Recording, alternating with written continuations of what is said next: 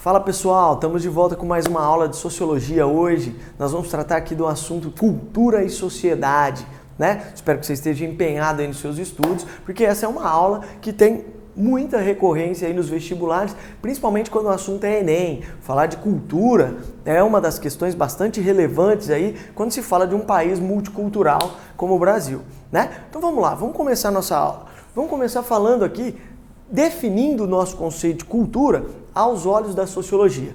Então, cultura é uma daqueles conceitos que vocês, ao procurarem aí os significados, vocês vão perceber que existem definições na área da biologia, na área da agronomia, na área, enfim.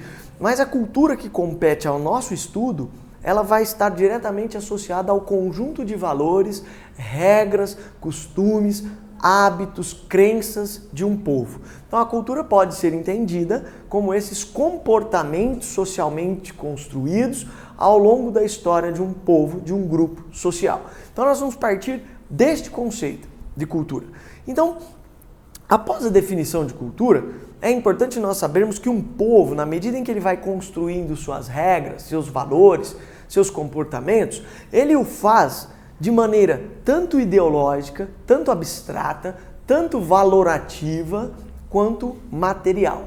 Assim a gente chega na primeira distinção da nossa aula em relação à cultura. Dois termos que vão diferenciar os elementos que compõem uma cultura. Primeiro nós vamos falar de cultura imaterial. Então, o que é cultura imaterial? Cultura não física. Elementos e valores no campo racional, abstrato, religioso. São aqueles elementos, então, que compõem os nossos comportamentos, mas não necessariamente eles estão representados fisicamente, ou mesmo que estejam representados fisicamente, eles compõem a nossa moral, eles compõem os nossos valores comportamentais. Então, isso diz respeito à cultura imaterial, aquela não física. Tá? Depois, esses valores não físicos, eles podem muito bem ser representados através de objetos. Então assim a gente fala que nós temos um conjunto de elementos materializados e eles compõem a cultura material de um povo. Agora elas serão representadas por objetos. Então, só para ilustrar aqui as distinções entre essas duas categorias, pensemos, por exemplo, no cristianismo. Então, o conjunto de valores como pecado, céu, inferno, são valores que compõem a doutrina ou a cultura cristã, eles estão no campo imaterial. Quando eu quero representá-los, por exemplo, através do crucifixo ou através de uma hóstia, eu estou criando elementos físicos que representam determinados valores daquele povo, daquela cultura.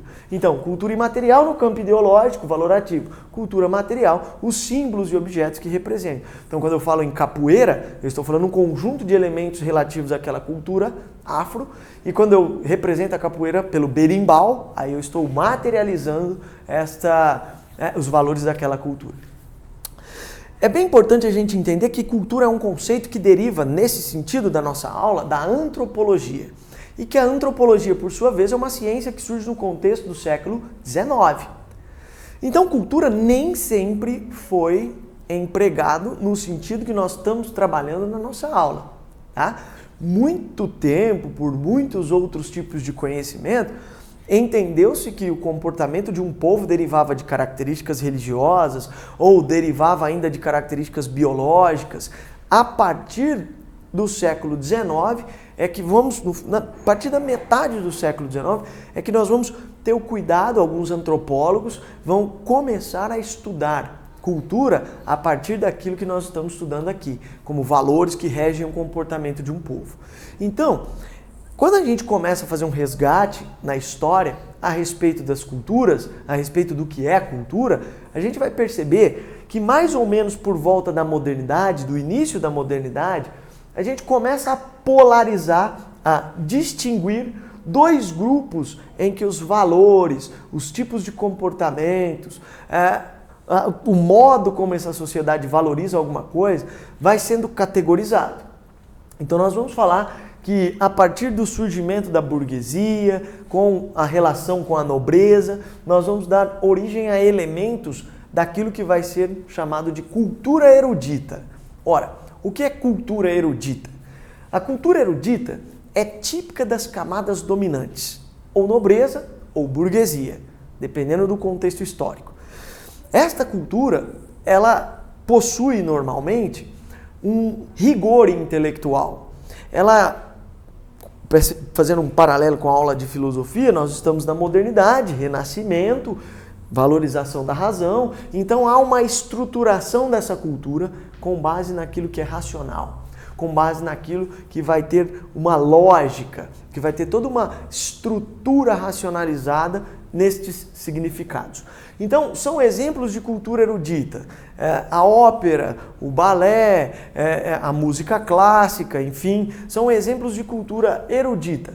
Percebam vocês que quando a gente pega uma obra, uma pintura clássica, peguemos, por exemplo, a Mona Lisa, nós vamos olhar para a Mona Lisa e, para entender quais são as técnicas utilizadas ali, para entender quais são os avisos, as informações transmitidas por essa obra, eu preciso dominar certos tipos de conhecimento. Caso contrário, eu acho a obra, posso até gostar da obra, mas não entendo ela na sua profundidade. Então a cultura erudita, ela tem essa característica de transmitir certos valores de rigor intelectual que propagam um entendimento, um conhecimento da época. Tá? Então é uma coisa, pegar uma peça teatral que vai exigir do seu telespectador, ou do seu espectador, melhor dizendo, vai exigir certos tipos de conhecimento para que entenda aquilo que está sendo ali processado. Tá? Normalmente a cultura erudita, no mercado do capitalismo mais tarde, ela vai ter um elevado valor econômico. Então, como eu estava dizendo, uma obra como a Mona Lisa, ela tem um custo elevadíssimo. Tá? Então, nesse sentido, nós estamos categorizando um grupo que historicamente vai se diferenciando dos demais grupos e vão então construindo seus próprios valores, seus tipos de conhecimento e vai construindo um tipo de cultura. Como dominar, por exemplo, o vinho é um tipo de cultura erudita. Você precisa estudar para entender qual é o tipo de vinho, enfim, tudo aquilo que compõe esse valor da erudição. Por outro lado, pessoal, nós temos aquilo que vai sendo construído ao longo da modernidade, dessa distinção da burguesia com aquilo que serão a classe trabalhadora mais tarde. Nós teremos aquilo que chamamos de cultura popular. Então, o que é essa cultura popular? A cultura popular é aquela que deriva da classe trabalhadora, ou daquelas economicamente menos desfavorecidas, que vão construindo elementos relativos ao seu cotidiano, relativos ao seu dia a dia no trabalho, relativos aos valores daquele grupo que se associam, por exemplo, ao campo. Então peguemos esse último exemplo, o campo, e a gente pode perceber a música sertaneja como um tipo de elemento cultural popular. Então quando você escuta a música sertaneja, você não necessita necessariamente de um elevado rigor intelectual, de um entendimento de conhecimentos técnicos, para você entender na esmagadora maioria das vezes, a mensagem do que está sendo dito ali naquela música. Então, a cultura popular tem essa característica de brotar espontaneamente. Não significa dizer que ela não possui uma estrutura, uma linguagem. Possui. Própria de quem? Da classe trabalhadora. Desses grupos, então, que se relacionam, no caso do sertanejo, com o campo, no caso do samba, né, com o contexto histórico da classe trabalhadora, principalmente São Paulo, Rio de Janeiro. Então, nós temos esses elementos. Quando a gente fala de capoeira, como eu já citei anteriormente, a gente percebe um elemento popular. O escravo, com suas relações ali então, com seus rituais religiosos, dança, foi desenvolvendo, foi apresentando ao Brasil então a capoeira, que passa a ser reconhecida como um conjunto de elementos populares. Tá?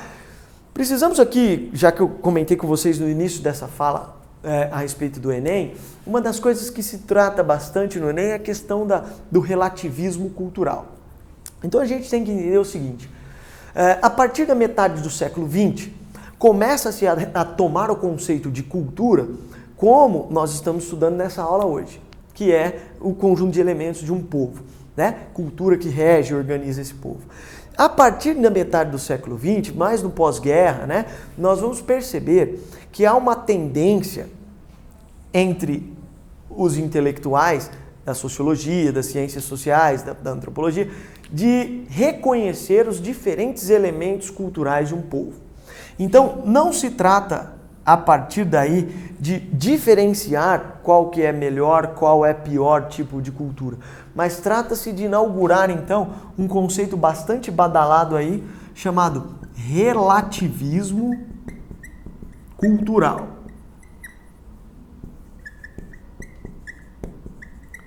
Ora, o que é o relativismo cultural? A própria expressão sugere que relativizemos, então, as culturas.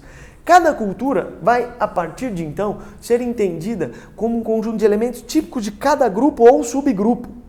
Estes grupos, por suas vezes, eles têm características tão similares, mas tão similares, que nós não podemos partir da análise da nossa própria cultura, relacionando com a do outro e querer equipará-las. Cada cultura, a partir desse conceito, deverá ser entendida a partir dela mesma e dos seus valores específicos. Então, muitas das vezes a gente costuma generalizar, por exemplo, o índio brasileiro, a cultura indígena brasileira. Não, nós temos diferentes etnias e diferentes tipos de culturas indígenas. Então, isso vai ser trazido para discussão no ambiente da cultura quando falamos de relativismo cultural. Nós vamos reconhecer os valores típicos a cada grupo, sem, no entanto, buscar hierarquizá-las. É nesse cenário também que se faz bastante importante a gente diferenciar cultura dominada e cultura dominante. Então, cultura dominante, quando a gente trata hoje, de modo geral, do sistema capitalista, nós vamos entender que estas culturas de menor valor agregado econômico, vamos dizer assim, elas desfrutarão de menor prestígio no mundo do capitalismo. Assim sendo, a gente entende o capitalismo como uma espécie de cultura dominante, quando esses modelos de comportamento associados ao capital prevalecem sobre a cultura indígena, por exemplo. Então, só para ilustrar ainda melhor, tentando esclarecer para vocês, quando os portugueses chegam ao Brasil, os portugueses trazem consigo a sua cultura. Consequentemente, os índios que aqui naquele momento se encontravam, eles possuem culturas muito distintas destes povos que chegaram. O português não estava nem um pouco interessado em entender e reconhecer a cultura do outro. Nesse sentido, ele impõe o catolicismo, ele impõe as regras de valores trazidos do seu país, e então esta cultura portuguesa passa a ser a dominante e a cultura indígena passa a ser a dominada. É quando essa cultura não tem tanto espaço e reconhecimento. O relativismo cultural vem para desconstruir essas relações de dominação de uma cultura sobre a outra. Vem para buscar enxergar essas culturas de um ponto de vista equalizado, um equilíbrio, onde cada cultura pertence aos seus valores específicos e nós então devemos reconhecer a partir da perspectiva do outro e não da minha.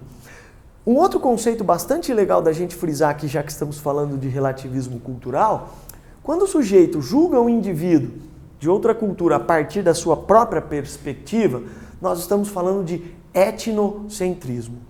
O etnocentrismo, então, é a característica de descredenciar, de inferiorizar a cultura do outro a partir dos meus próprios valores culturais, tá? A partir dos meus valores étnicos, da minha etnia, excluindo a cultura do outro. Então, por exemplo, quando alguém olha para uma comunidade islâmica e fala que a mulher que usa burca, que isso é um determinado comportamento exclusivamente machista, que não. A partir da minha perspectiva de mundo, a partir da minha cultura, isso se confirma. Mas não a partir da cultura do outro.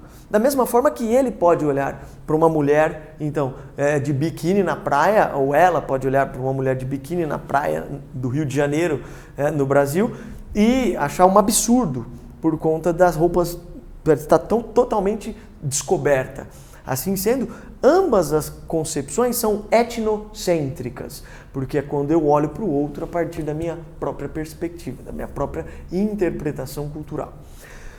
No mundo contemporâneo, fazendo uma relação entre globalização e cultura, nós vamos perceber que os meios de comunicação de massa, que a gente vai chamar depois mais tarde numa outra aula de indústria cultural, nós vamos perceber que os meios de comunicação de massa, eles meio que padronizaram os hábitos de comportamento ou construíram um conjunto de elementos bastante padronizados em escala global.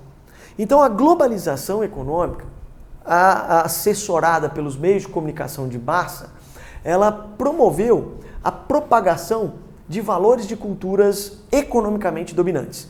Haja vista o cinema de Hollywood, presente em diversos países, propagando os valores daquela cultura.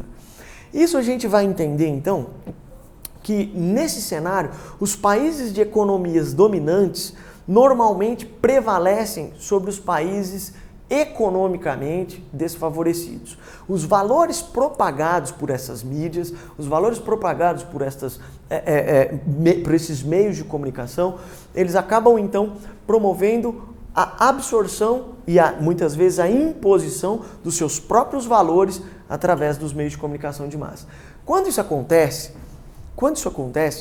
nós temos um conceito que hoje é bastante discutido entre sociologia e antropologia, que alguns até abandonam esse conceito, que é o conceito de aculturação, que é o distanciamento do sujeito em relação à sua cultura original. Isso é promovido pelos meios de comunicação com o processo de globalização, como eu vinha dizendo, quando eu imponho, quando eu maciçamente vou inculcando nessas novas comunidades os valores relativos à minha cultura economicamente dominante. Então, assim, nós estamos falando de aculturação, um distanciamento da minha cultura original e a incorporação de valores relativos a outras culturas. Bom, galera, é isso aí. Espero que vocês tenham assimilado alguns desses conceitos importantes aí na aula sobre cultura e sociedade. O restante a gente tira essas dúvidas e troca uma ideia um pouco mais ampla dentro da nossa sala de aula. Um abraço para você e bons estudos. Tchau, tchau. Até a próxima.